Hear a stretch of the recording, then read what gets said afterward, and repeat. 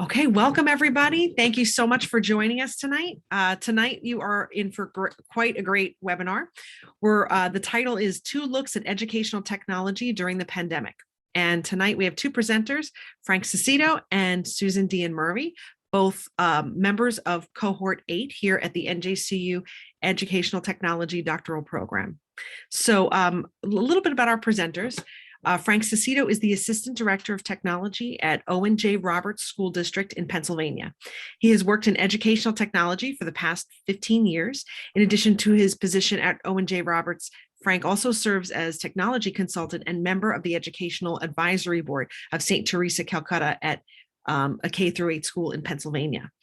And Susan is the Educational Technology Coordinator at Oak Hill Academy in Lincroft, New Jersey. For the past 6 years, her responsibilities in the independent pre-K-8 school have included infusing educational technology into the curriculum, overseeing the IT infrastructure, and spearheading technology implementation for use by school administrators.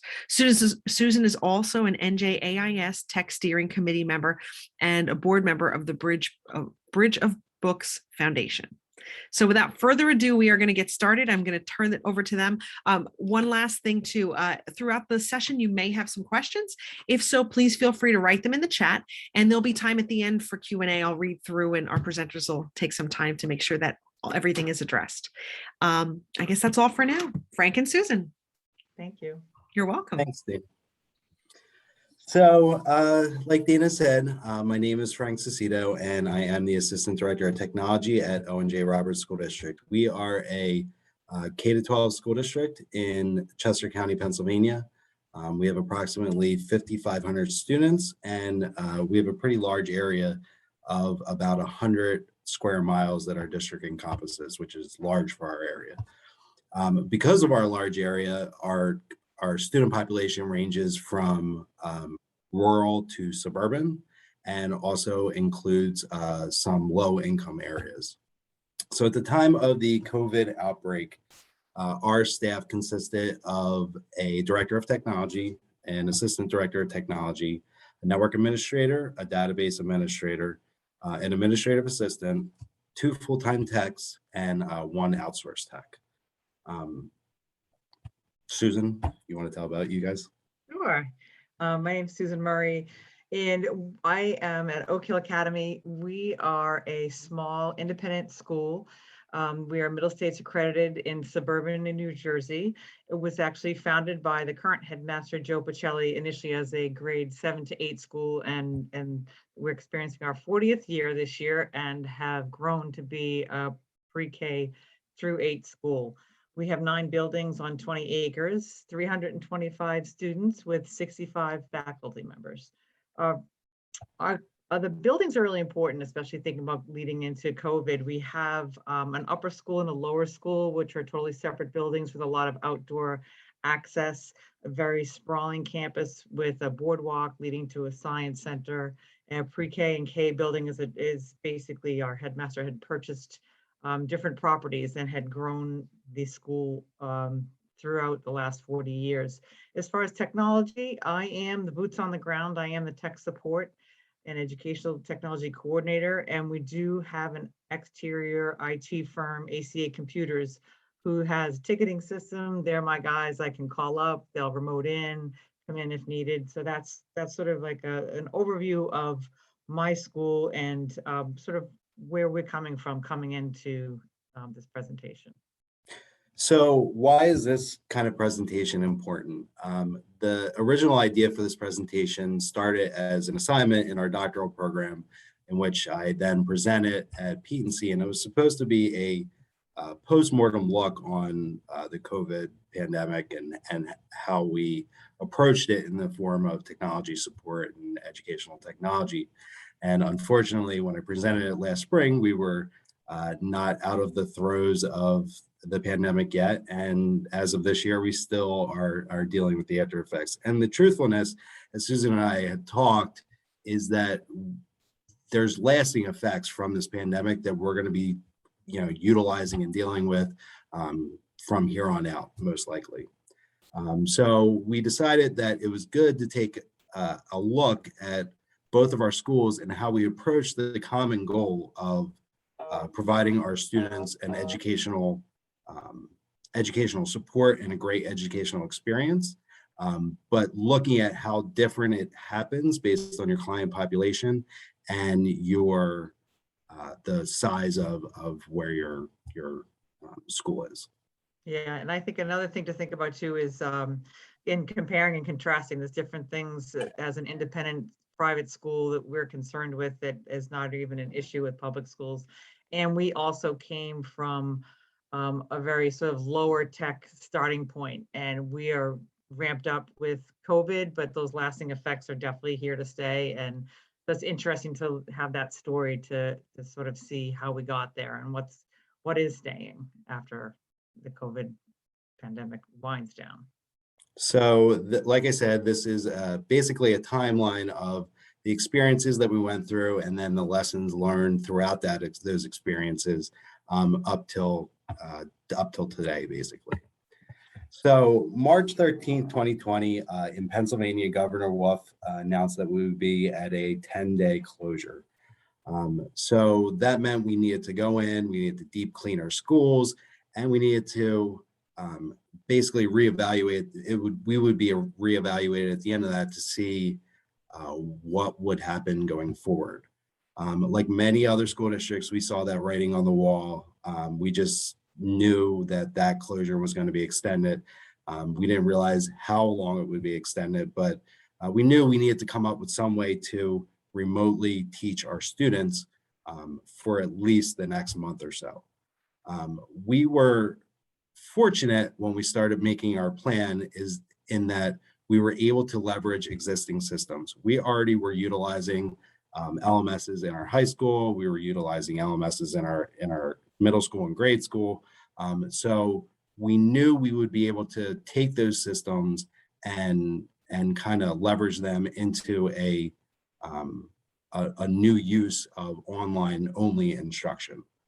At that time, we also had TOSAs, which are teachers on special assignments, that had a 1-year contract with us in our high school and middle school. And their sole purpose for that year was to help our teachers integrate those LMSs into their classes and get all of their students on board with it.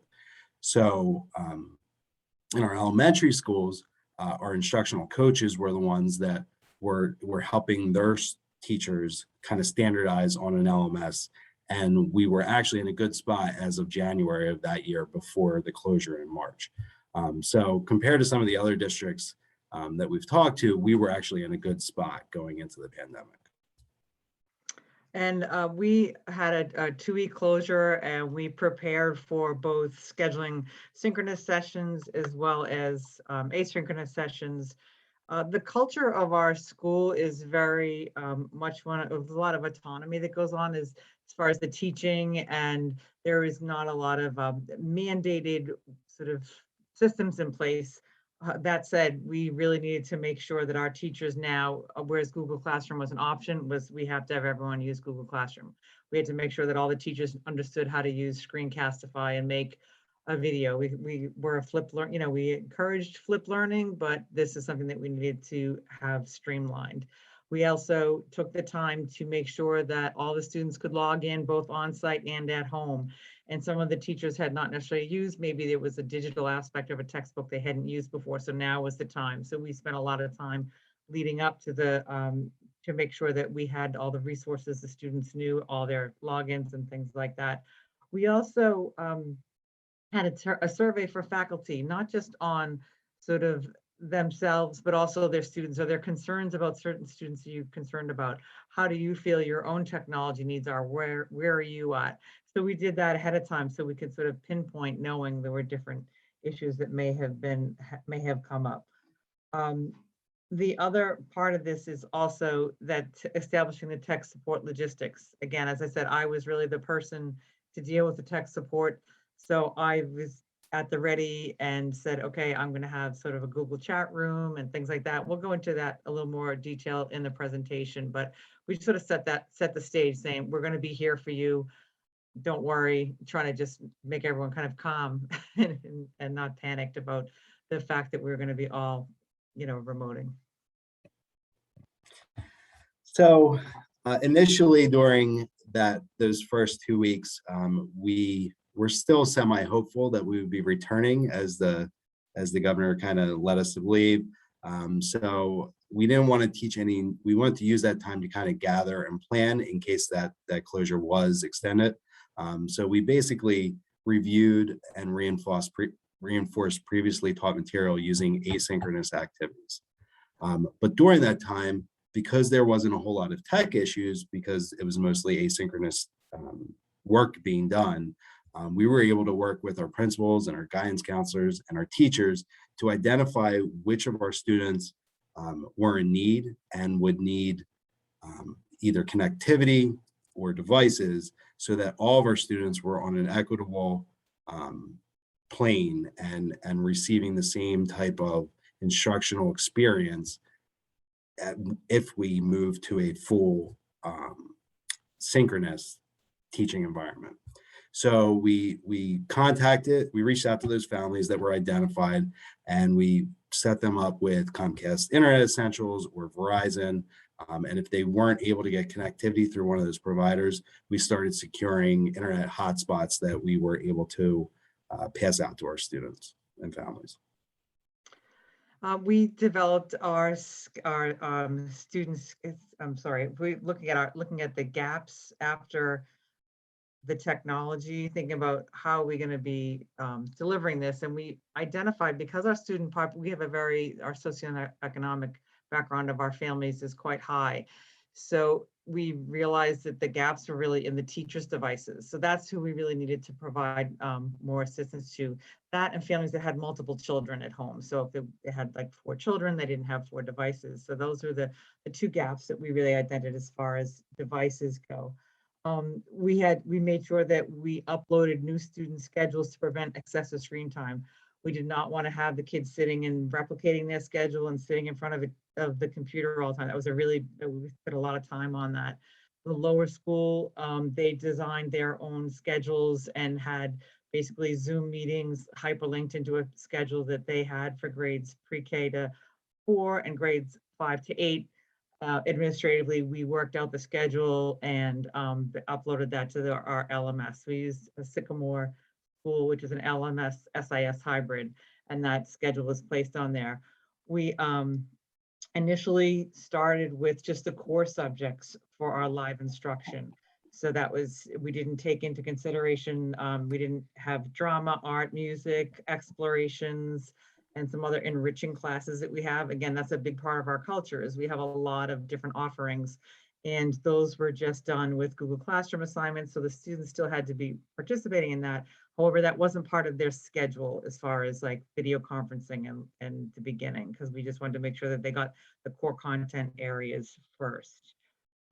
We also had there was a lot of flexibility. Would you like to use Zoom? We want to use WebEx or Meet. We had all those teleconferencing options, but we felt like we really needed to streamline, and we went with Zoom. We had some issues with WebEx as far as the annotation tools, so we stuck with Zoom, knowing we'd have WebEx and Meet as backup if Zoom crashes. Zoom was new, so who knows what was going to last.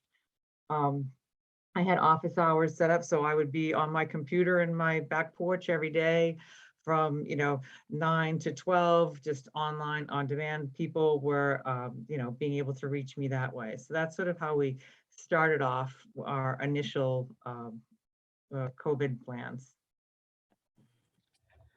So when we started live instruction, one of the big lessons learned that we had was that we didn't have an accurate idea of how many of our low-income area students didn't have devices or access to the internet.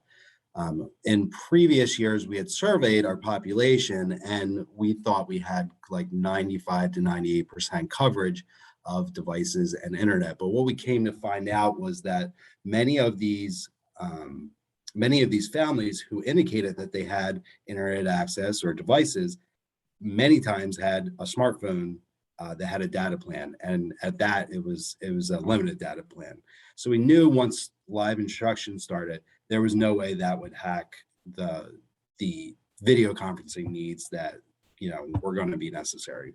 So like I said, at this early stage of the pandemic, there wasn't a whole lot of tech issues going on. So we just continued to support our administrators and our teachers through our help desk system like we previously used, but we didn't really have many student issues at this point.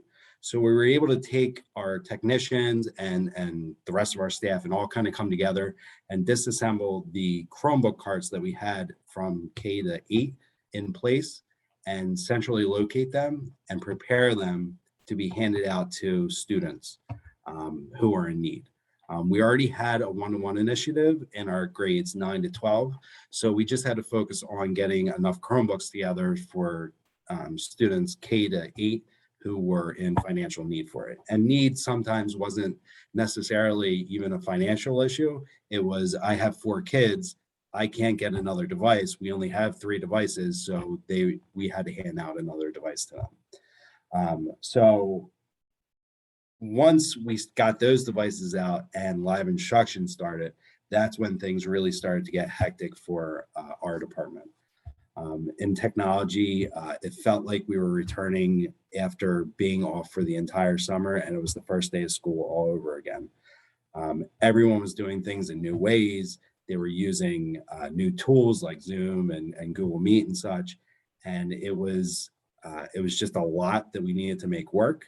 And the teachers were, constantly emailing or calling or whatever. And previously, we never really forced them to use our help desk system. They did if they wanted support, like just put a support ticket in. But we also let them email us and call us and reach out whatever way they needed to get our help.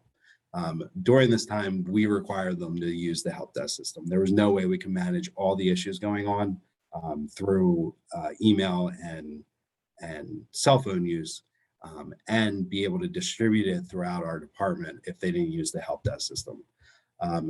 When it came to student issues, we had them reach out to their teachers first. Families and students were seeing those teachers every day on a Zoom, and it was kind of a first line of defense for us and made it a little easier for us to get them the help. And then they would submit a help ticket on behalf of the students, or they would give the families, we had an email address specifically for tech issues, and we had set up a separate phone number specifically for tech issues for families. So that's how we handled that. Yeah, and I think that illustrates too a big difference between Frank's and my experience. I definitely had my cell phone. I was getting texts from teachers and things like that. And email was our main mode of communication as far as tech support goes. The other thing we instituted once we were established that we're, doing the live instruction was the faculty remote learning Google Classroom.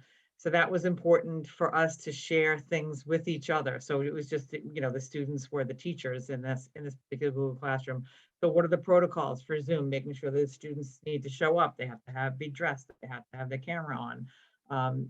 Think different tech tips for teachers. How do the math teachers are like, well, how am I supposed to, this is handwritten work. I've never had to do this electronically. So, I use this scanning app. And so it was a great way for people to share tips and different things like that in that faculty remote Google Classroom. The video conference schedule was adjusted because we felt like that we really wanted the kids to see all their teachers now. So our special teachers were missing out on connecting with these students. So we readjusted the schedule again. And again, we didn't want them sitting in front of the computer all day. So just trying to figure out how much can we do drama once a week for a smaller period of time. So it maybe didn't exactly reflect the usual class schedule. It was a little tweaked, but we really wanted to do that to have those kids have some face-to-face time with all the teachers. That was the video conference schedule was adjusted. And then we had these weekly admin meetings. Getting ready for this presentation, I pulled up the 27-page document and we met every week, the admin, the counselors, the headmaster, myself, the admissions person, and just went through all the different things and talked about what kids are having problems, having different, just being cognizant of all the things that happen. And I'll talk a little bit later about our traditions. How do we keep our traditions alive? And remember, we wanted to make sure that, we want to educate the students, and we also want to make sure that we're giving them an education that they've paid for, and even in this very challenging environment. So how do we do that and not don't overextend ourselves and work 24/7, and making sure that we meet their needs, as well as be very cognizant of our staff as well. So when we talk about social and emotional learning, I'm looking at it as from I'm a leader in my department, and what can I do to keep my staff connected and working and like connected was my big thing. So our staff had to support devices that they'd never seen before. They had to support networks in which they've never worked with. Um, they were used to working on a standardized device in our environment and knowing how to support that. And this was all something new to them. This was a big shift. And on top of it, they had to learn how to explain to students and parents, which they never really had to do before, what they needed to do to resolve issues they were having. So we would meet as a department frequently over Google Meet, and share the strategies and the resolutions that we had. And we would constantly be talking on the phone multiple times throughout the day, just to keep our department connected. Our administrative team met for virtual meetings and happy hours so that we could do the same between our administrative team as principals and curriculum supervisors and the superintendent. And it was meant to be fun, a way to decompress, but it was also a way that we could all share what was going on and how we were dealing with things.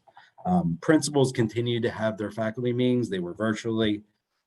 But they knew they needed to either keep the same schedule or up the amount of faculty meetings they were having, because they needed to keep that connection with those teachers. There was no walking through the hallway and a teacher grabbed you and said, "Hey, I need to have a talk with you." That wasn't possible. Everyone was at home. So they needed to set up these kind of ways to check in with their teachers and make sure things were progressing well for them, and they were being attentive to all their needs.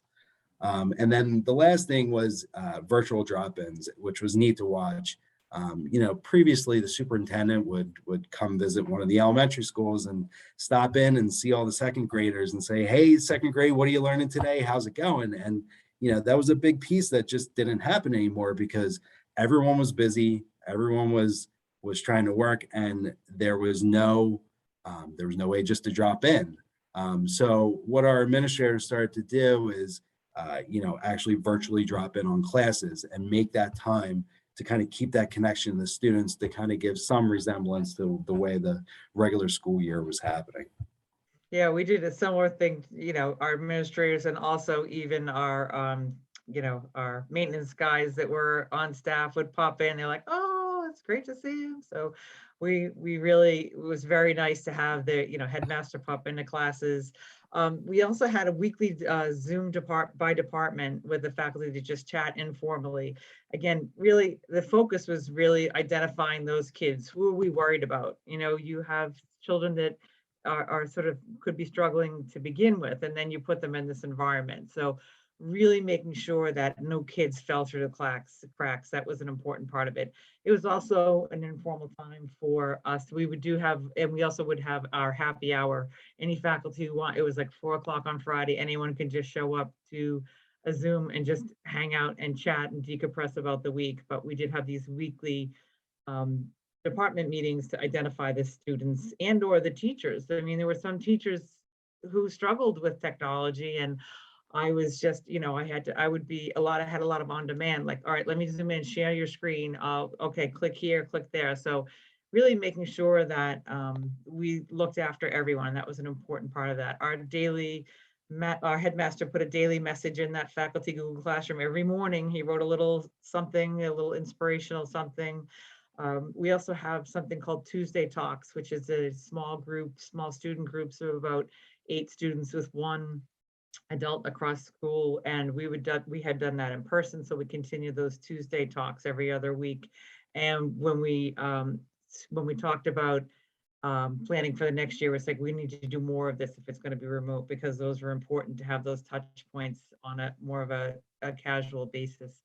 And then we just did our spring break was a digital Mustang Magic. So kids just could put in their recordings of whatever they did over spring break that was fun, and we mashed it together and made a video. So really trying to make sure that we added some element of fun and kept the connections alive. Like, as Frank said, like keeping connected with our students and our families was an important part of that.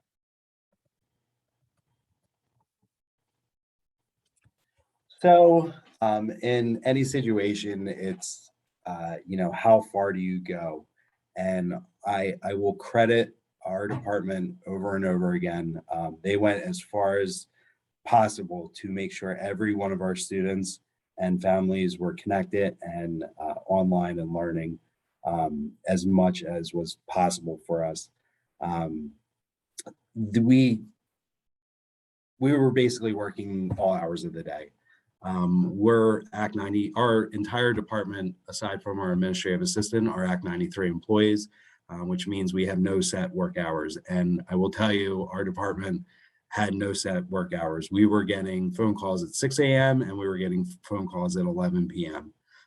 We just basically were working all hours of the day, and it was rough, but our staff kept students as the focus, and they really, I was amazed at how hard they worked to make sure they were good. And we talked about it in the meetings that we would have, and tensions were high, and they just didn't want technology to be the reason that kids weren't learning. So one of the issues that came out from help is that our low-income students were having issues that couldn't be resolved over a phone call. So the director of technology and myself actually went out to one of our low-income neighborhoods and set up in the community center for an in-person window of help to several times to offer them that in-person support that they needed just to get them up and running and working. Our teachers, we were able to resolve most of their issues remotely. However, some things like hardware issues just couldn't be. So we would set up in-person hours for them to come into our middle school. We would gather all of the spare equipment we had around the district, centralize it there, and have them come in and basically check in and check out with their computers to get them back up and running as quick as possible. And then one of the good things that came out about this was the student-run help desk we have. It's called the Tpac Club. And initially, when we started the Tpac Club, we were hoping it was like student help desk. They would fix Chromebooks. It was primarily in the high school because that was the only place we had the one-to-one initiative at that time.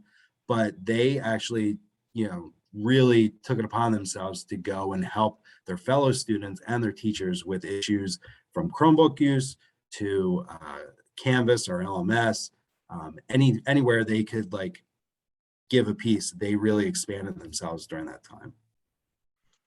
That's great. Yeah, I love that story, and that's really something that's showing how you can pitch together and make all this work. I did not have our teachers. That's who were my champions. I was laughing, saying, "Okay, now I have a whole new crew of assistants," because they really rose to the occasion, and they were my frontline tech support with the students. And they just dealt with a lot, and they were very proud of themselves fixing things without having to call me. And so that was a really, that was a boost for all involved. I did have a Google chat room that I launched, and I said, I'll just keep this open all day. Not that I need to have my Zoom open all day. And that just wasn't used for whatever reason, but I tried that. It's like, you just keep trying and saying, as the ed tech support person, as I want to make sure I try to reach you where you need to be reached at. And there was definitely, as I said before, texting. It was not unheard of to do texting.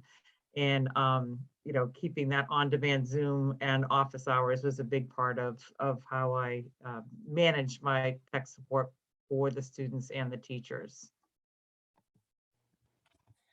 So at the end of the 2020 school year, you could feel that collective sigh. Everyone was so happy that it was all over, as we thought. And virtual graduation happened at O&J. And we immediately started planning for the fall. We we could tell that fall was going to be different. We didn't quite know how different it was going to be or what was going to, but we knew it was going to be different. We also knew that there were shortages on equipment. We had initially planned a one-to-one initiative in our middle school prior to the pandemic. Prior to the pandemic, we had planned that. However, we knew that there was going to be shortages in equipment, and as we needed to place that order for Chromebooks as soon as possible. So when we placed that order before the end of the school year to make sure we get that equipment in and be able to get that passed out to our middle schools and continue with the initiative that we had planned already. And then that time, we also encouraged our staff to take a break. Our entire department had worked so much during those 3 months, and we knew it was difficult, and we knew it was really taking a toll on them. But we also knew we had a lot of work to get ready for the fall, and we needed them recharged and ready to go. So we really kind of pushed everyone to take some kind of vacation, some kind of break during that time, and kind of turn off your email, turn off your phone, and kind of disconnect for a while. Even though you may not be taking a trip because of the state of how everything was, at least take a break from work. Yeah, and as far as, us finishing the school year, we had our eyes looking forward a small in-person graduation in August. So we didn't do the whole virtual graduation because that's really what we wanted to do. Similar to Frank, we were like, we had been thinking about going one-to-one Chromebooks in our upper school. At the start of the pandemic, we had shared carts of laptops, Windows-based laptops that were in the sprinkled throughout the upper school. And we realized that now's the time that we need to do this. So ordering that equipment, and also, again, thinking that our goal is to really come back and just, do whatever the CDC guidelines are, we will follow them. But we're going to use all our sprawling campus, all our extra classrooms. We are going to spread out, and we are going to give our parents the option to remote in and be able to live stream access our classes. So how are we going to deliver that? So we ordered swivel iPad setups for each classroom. A swivel is a robot, and the iPad sits inside, and the robot has a tracking mechanism. It's a tracking and a microphone pad that the teachers wear around their neck. And so when they're broadcasting the class, students will remote in over Zoom, and it follows them around. So the sound quality is very good, and they can walk around the class, and then the swivel will have the iPad follow them. So we needed to get those. We realized, again, equipment is going to be hard to come by, so we needed to order those as soon as possible. And then just streamlining and budgeting for licenses. It was the Wild West. Every software manufacturer is giving away things. Zoom was free. This was free, but we need to step back and say, okay, what are people really using? What fits? Like, we need to vet these different products. We can't just have all these things being used because we really need to have some sense of control. So just looking at the budget, and we did decide to fund the Zoom because that's something that everyone was comfortable with. And we tried to really think about that. What was used? What are people comfortable with? And so they come from a position of strength coming into the fall. Although there were no guarantees, we were doing our best to really provide technology in order to have us be in person as much as possible. But for those families who couldn't, how are we going to deliver that? So that was sort of our finishing the school year mentality. So during the summer, we in our school, we felt like we were planning for 10 different school years at once. We had no finite plan on what direction our state would be going. We had no finite plan on what way our school board wanted to go. We basically had a plan for every scenario all at once and make sure we were ready for any of them come fall and come the start of the new school year. So it meant we could be fully online. It meant we could be fully in person. It meant we could have a hybrid approach and cohorts of kids. Everything was basically on the table, and we just needed to make sure we had hardware and software to be able to support any of those options. So as part of the end of the year, we did a district-wide survey of our parents just to see where we lacked our where we were lacking and where they wanted to see us grow to be able to offer education come fall. And one of the biggest points that parents made us know is there was just too many logins. There was too many logins, there was too many websites, there was too many tools. And like Susan said, everything was free up to that point. So teachers were just using anything they could get their hands on and try and connect with their students. And so what we started to do was start to limit and standardize the digital tools that we were using. We standardized on using LMS in our grades K to 8 as Google Classroom, and from 9 to 12 as Canvas. We standardize as Google Meet in our school for video conferencing, and we upgraded our Google for Education license to the Enterprise Edition to kind of get some of those features that some of the students that were or teachers that were utilizing Zoom liked, like breakout rooms and stuff like that. The other thing that we also started doing is vetting our software more. We wanted all of our software to support Google SSO, so that basically parents just had to know the students' Google login and Google password, and they could get into any of the tools that were being offered. We also realized at this time that our current method of support for our families just was not sustainable. Trying to manage the email account and the phone calls, it just wasn't going to work for an entire year. It was great for the spring, for the couple months to get us up and running, but we actually needed something more robust, and we did develop a student help desk. We standardized on cameras in our high school. We used Hudley cameras and a desktop in the front of every room so that teachers could just turn it on and be presenting to those at home. And in our elementary school, they actually only use the webcams in their laptops, and they purchased Accelerate Education to use for asynchronous activities and coursework. During this time, we also hired additional staff. We knew that with this new approach, no matter what way it was going to be, that we would need at least some temporary workers to get us up and running in the beginning of the school year. So we were actually able to secure funding for 4 additional staff members that were boots on the ground in all of our schools to make sure our teachers and classes were progressing the way we need it. And we also doubled our internet bandwidth. We had 1 gigabit of internet throughout our district, and we doubled it to 2 just to accommodate the increased use of technology, specifically video conferencing software.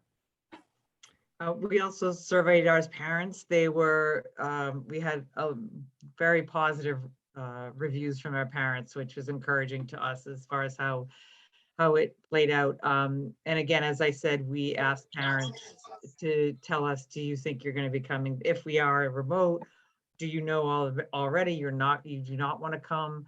And we ended up having 15% of our students actually be remote when we started in the fall. Just jumping back, we also realized, regardless of what happened, the devices are not going to be shared if we are in person. Again, we were really hopeful that it would be in person. And so that would mean we had to have our faculty trained on the swivel Zoom and the iPad setup. We also purchased a lot of outdoor classroom, like sort of overhangs and tables to be outside. So I had to make sure that our technology worked, that the Chromebooks had strong enough signal in all the different outdoor classroom areas. Again, we also had to think about, we changed our entire schedule and we went to a 6-day cycle, which is not what we had before. And then that had to be up and thinking about how do we want to have video conferencing for that and upload that schedule to their LMS. The other piece of this was thinking about admissions and other events and how do we do these remotely. We'd already done parent-teacher conferences remotely using Zoom. We had an open house. So open houses are very important to us. That's when parents and students can come and see our classes. And especially because we were not going to be allowing people to come and tour our school, even if we were in physically starting in the fall. So what does that look like? So we had to develop some digital tools for our open houses, and we ran a lot of those. And we actually ended up having a very good attendance, more so than our in-person open houses. Those are things that we really need to plan for ahead and think about going forward. And I think the next slide is when we talk a lot about the 2020-2021 school year, which brought a lot more changes as well. So Frank, back to you. So the 2021 school year, we started virtually, but the distinct difference was that our teachers were instructing from their classrooms.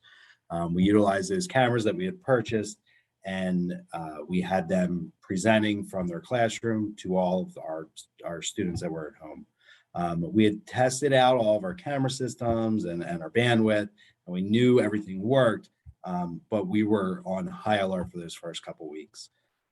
We wanted to set the tone for the school year as everything worked right from the beginning, and build out from there, and hopefully continue through the year in that way. So one of the things we asked is that our teachers keep everything limited on what they were using those first couple of weeks. Keep it simple. Don't try and introduce all these ed tech tools all at once.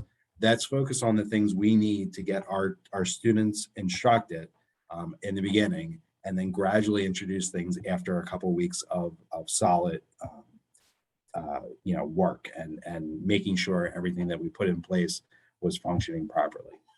We did extend our TOSAs in the high school and middle school because it really was invaluable to us during the spring to have them available to help with the integration of the new software and things that were being utilized. And we actually hired one in our elementaries who had a similar job, but was also responsible to help them integrate the accelerate education material into their current curriculums. We did offer digital back to school and digital conferences. And like Susan said, we did see an increase in the amount of people who are actually attending these things. And we gradually through the year, we're actually able to finally switch to hybrid. Hybrid brought about a few issues that we weren't really prepared for. One being in our elementary schools who didn't have cameras and were instructing using their webcams. We found that when we switched to hybrid, the teachers were instructing from their desk and having their students sit at their desk on iPads or Chromebooks connected to the same Google Meet they were. So it was essentially the same exact thing as if they were at home. They were just sitting in the classroom. We found this out because we experienced all kinds of feedback issues and connectivity issues throughout the district. And it was actually through our help desk system that we saw this trend of issues going on, and we're able to kind of isolate and say, yeah, this isn't the way this was designed.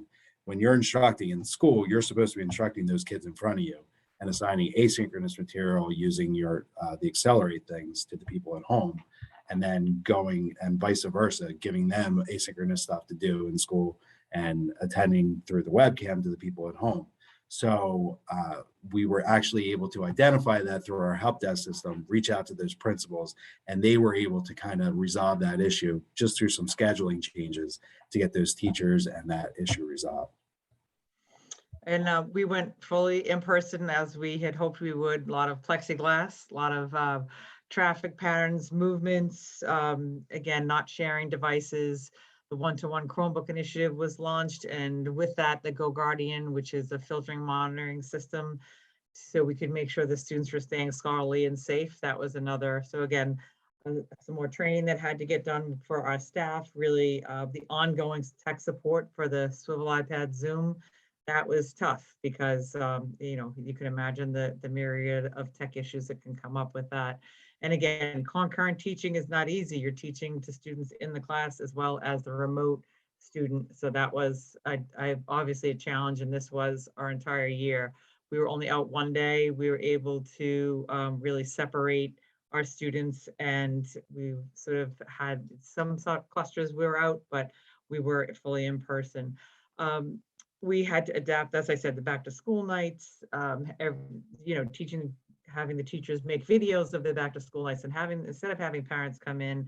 So that was another technology sort of challenge for them. So the teachers were just asked to constantly learn new things, do new things. So I feel like that was everyone was very tired. It was a lot of technology to learn in order to deliver the education as we wanted. The other thing that really we needed to do, and this is keeping some of our traditions in place, even during COVID, we still did our talent show. We had that recorded and put that together. We had our Pledge Allegiance. We had those recorded and put together. So traditions are very important for our school. And we wanted to continue to have that as far as being able to have our Special Relatives Day. Previously, all our special relatives, grandparents would come and they would be able to go and walk and see the science fair and really experience firsthand what our Oak Hill Academy culture and education is like. So how do we translate that, and how do we still provide that? So that was a challenge. So we did a lot of, knowing the security settings on the different presentations that the students would make. And we purchased a Padlet subscription so we could share that out. Padlets were made and it really reflected the best of the best. We called it OHA Gems. So how do you show prospective parents and families what happens in the classrooms? Because such good things are happening, but how do you really share that? So that was another big part of our 2021 school year. So at the end of the previous year, as we approached the 2021-22 school year, everyone in our district really thought we were going to be back to normal. And that just wasn't the case, because we started hearing from families that they just weren't comfortable to return to in-person learning yet. And one of the things that came out from that was our school board was concerned that we would start to see a drop in enrollment of these people going off to cyber charter schools. So what we decided to do as a district to try and retain as many of those students as possible is to start our own cyber school. It had been a lengthy process, hiring teachers that were strictly cyber teachers or shifting them from regular ed. We had to hire a principal specifically for the cyber school, but we did it over the course of the summer. So in 2 years, we stood up a cyber school, basically. We knew that the previous way of bouncing back and forth between cyber and in person just wasn't going to be sustainable for another whole year. We wanted to get away from that hybrid model that we had used the previous year. And one of the stipulations of joining our cyber school was that you had to choose to be either cyber or in person. And you could only switch back and forth during a semester or a trimester break. And one of the other things is that you could only go remote if you were quarantined or you had an active COVID-19 infection. In the past, we had students here or there, if they were receiving cancer treatments or something like that, that they were allowed to remote in, and this was prior to the pandemic. So that stuff still continued. But if you felt like you had a cold and wanted to switch to remote, that wasn't an option for this year. So at the end, as we go through the year, we're in November now, halfway through the year, not quite halfway, but we're not back to normal, but it's as close to normal as we've been over the past 2 years. We still have COVID looming over our heads. We still have the possibility of switching to remote at any given time. But I feel like at this point that we are right now, we are in a better spot to be able to deal with these issues as they come up. And we had very similar we have our Oak Hill Academy Road to Fulfillment plan. And again, we also shifted and had 6 specific circumstances that you would be able to go remote and use the swivel option. We have only had probably about 8 students so far this year have had to do that because they either had COVID or they were living in a situation with someone who had COVID. But it's much more, it's much less of that concurrent live streaming than happened before. Our biggest change this year was our increase in enrollment, which is great. We're up 30%. And our increase in our staff, we had 12 new faculty members. And our teachers, the COVID, we took a hit, and maybe some of them were seasoned teachers who were maybe thinking about retirement. And in the middle of the COVID year, they just figured that either for their own health reasons or just the challenges of delivering teaching, and that method was just not what they were looking to do in their final year of teaching. Or we also had teachers who had to leave because we were in person, but their own children were home because they were not in person. So we had a lot of teachers leave, and we needed to also staff up to teach our increased enrollment, which is a good thing to have. We always like to have more students, but that meant a lot more. Orientation was very different for me this summer. I had to have a tech orientation in addition to a regular orientation, and then following that up. But the orientation was a little different because now I'm getting teachers who have, generally speaking, were younger, more experienced with technology. So the learning curve was not as steep as it was for some of our senior teachers as far as technology.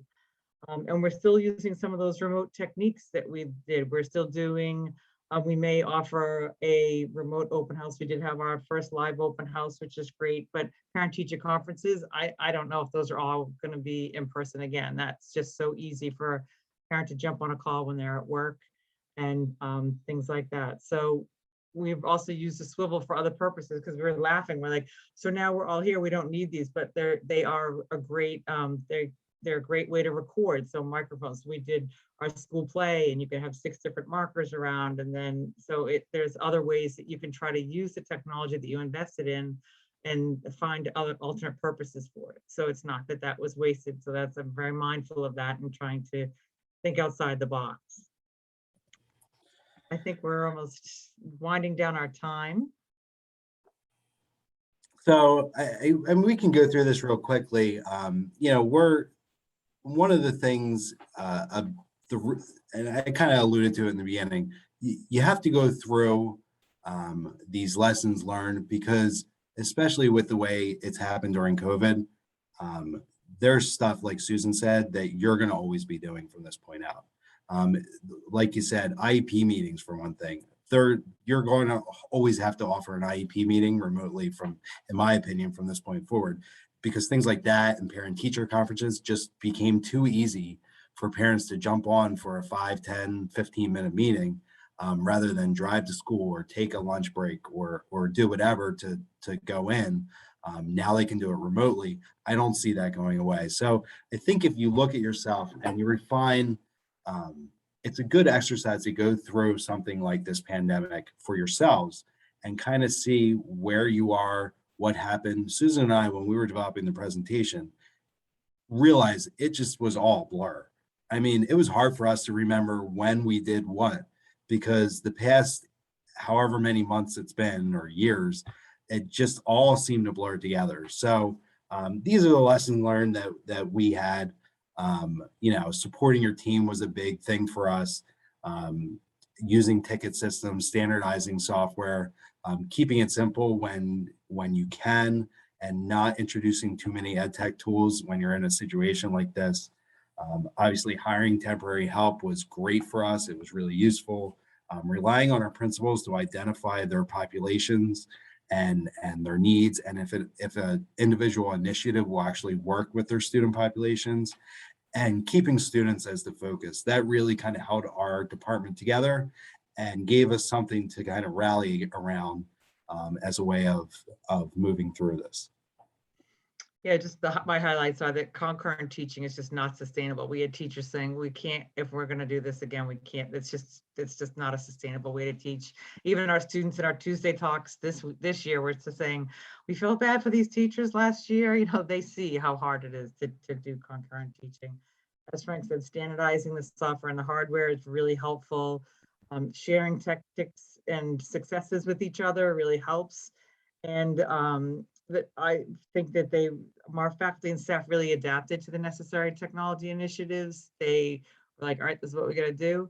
And I just think that one thing that came is like technology really connects. We're now connecting more than ever. I mean, I'm doing things with classes and they know that it's not just for their teacher to look at their story that they wrote, because now we're connecting with not just inside your classroom or inside our school, but we're connecting with our relatives or other people. And so connecting with technology, you know, with these, either it's teleconferencing or other ways, is sort of a big lesson that was learned from this, the pandemic.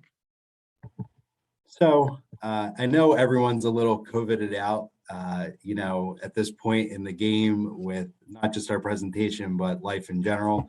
But I do want to kind of reiterate, it is a good idea to kind of go through your experience through this and see what you can pull out of it, and, you know, use going forward. So do you have any questions? We sure do. Thank you so much for that so far. This is great information, and we have a couple of questions in our chat. Dr. Koch is asking about how you guys were managing burnout throughout the year within your department. So this might be, he was asking if you were addressing it at the end or throughout, but was this a factor for within your department, and how did you guys work with that? So in our department, for sure, it was a factor. That's why we knew during the summer that we had to change the way we were doing things. It just wasn't, it wasn't feasible to keep going at the rate we were going. I'm glad we did it. I really, I am proud of my department for doing what they did. But we knew that wasn't sustainable. And, you know, the most we could do to help with that burnout is just try and help each other as much as possible. I look at myself as more of a servant leader to begin with. And I sure served my department as much as I could during that time. It was a rough time, and we got through it, but burnout was definitely one of the issues we dealt with. There's another question as well. With so many tools being thrown at educators, and even still as we're adjusting to this new normal, do you have a process for reviewing the pedagogical value in education to tech requirements? Do you want to answer? That's something I definitely sort of struggle with and think about, and I really go to my teachers and ask them and try to understand, what are you using it for? We did our professional development this past summer was pick your PD. So everyone selected something, whether it was a tool, it could have been a book or something. And then they came back and would tell our, present during our faculty meeting, what, 2 minutes, 2 slides, 3 minutes, 3 slides, what tool they were using. And I think that really, it just speaks to the trusting the teachers and what value they see in the tools, and me being able to look and say, okay, what do we have on our docket? What do we not need to buy? And I have, I'm the administrator, so I can look and see what's been the usage level of different things, has IXL been used as much as we imagined, and things like that. So it's taking those types of things. It's not as much of a structured, but I really just take feedback from the teachers and their perspective on what they've seen of value for them pedagogically. And in our school, as a direct change because of the pandemic, we developed a form that anytime we introduce a new instructional tool, they have to fill it out. And it's for our department side, it is based on, does it support SSO? Does it work with our current hardware, with our current network? Is there a budgetary plan in place to keep it going? Not just, I have a grant right now to do it. Is there a staff development plan in place to kind of roll it out to our teachers? And we work with the curriculum department to make sure that we're not, one of the things on the form is, what problem is this fixing? And we want to make sure that we don't have a tool in place already that we can utilize, that we're already paying for, to fix that, maybe it doesn't have this one bell or whistle that your program has, but is the actual problem able to be resolved with something we already have? Thank you. And we have one more question at this time. as a member of Dr. Koch is asking, as a member of the LGBT plus community, how did you create safe environments for marginalized and students, faculty members? I can only address our Tuesday talks, which is really our sort of safe space as far as that. I mean, that's as far as what I can think of as far as a structure that we provided, and really just we're, a community of kindness. That's a big part of our mission statement and our school. And I feel like we really do talk that and really help the Tuesday talks and those kinds of interactions really help that along. I don't feel like there's anything different that we were doing that we weren't already doing. We already had supports in place, and those supports continued throughout the time.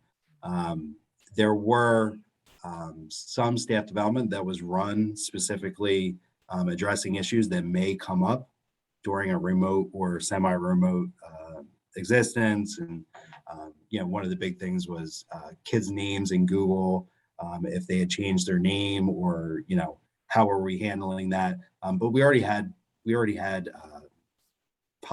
not policies, but procedures in place that to provide those supports for the students. So we just continued with that throughout. Great. Well, thank you so much for your time. I want to thank everybody who was participating today and the great questions that came through. We really appreciate it. And thank you so much to our fabulous presenters for such a wonderful and great discussion and a wonderful presentation. If anybody has additional questions, you can email us at edtech@njcu.edu. And feel free to follow up anytime. I just put that in the chat as well. Thank you, everybody. And please feel free to tune in next week for our next session, which is going to be wonderful. You'll find more about that on Facebook and through our website. And you can also email if you have other questions. Thanks again, everybody, and have a wonderful evening. Thank you very much.